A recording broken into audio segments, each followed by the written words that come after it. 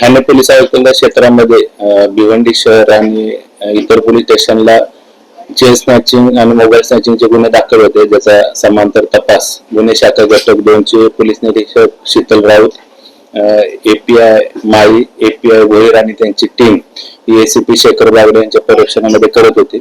त्यामध्ये रवींद्र भोसले राहणार नारपोली भिवंडी हा आरोपी निष्पन्न झाला. त्याला ताब्यामध्ये घेऊन त्याच्याकडून एकूण 16 गुन्हे उघडकीस आलेले आहेत, ज्याच्यामध्ये 13 चेन स्नॅचिंग आहेत आणि 3 मोबाईल स्नॅचिंग असं त्याच्याकडून एकूण 156 ग्रॅम सोने चांदीचे दागिने, त्याचबरोबर 21 मोबाईल असा जवळपास 8.5 लाखाचा मुद्देमाल जप्त करण्यात आलेला आहे. Sponsored by zen aqua mineral water bottle, a creation by crafted and company. Ravindra Bhosale याच्यावर यापूर्वी शरीराविरुद्ध आणि मालाविरुद्धचे एकूण 31 गुन्हे दाखल आहेत. त्याचा पोलीस कोठडी दिनांक 16 तारखेपर्यंत आहे. सदर गुन्ह्याचा तपास सुरू असून त्याच्यामध्ये अजून त्याचे कोण साथीदार आहेत का किंवा त्यानं हे सदरचं सोनं कोणाला अजून विकलं आहे का त्याबद्दल देखील अधिक तपास गुन्हे शाखेचे घटक 2 चे पोलीस अधिकारी करत आहेत.